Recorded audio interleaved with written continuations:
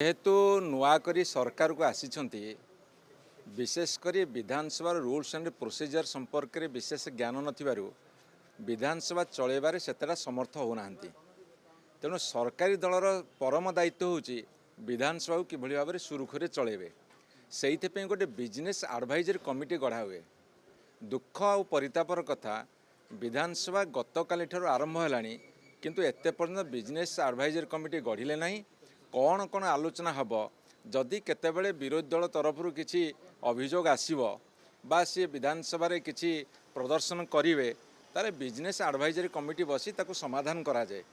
तेणु से जेहेतु नुआ आसी जेहेतु रूल्स एंड प्रोसीजर भल भाव पढ़ी ना से पढ़ंतु जानतु सरकारी दलर भूमिका होची विधानसभा चलैवा कथा से अक्षम असमर्थ से समर्थ भाव मुझे परामर्श दूसरी। आपण देखु से एते पर्यंत बिजनेस एडवाइजरी कमिटी गढ़ी ना तुरंत गढ़ंतु एवं विधानसभा चलवा को समर्थ हूँ। आपण ये जाना कथा सी जहाँ रेफर कले से अनभिज्ञतार परिचय देले।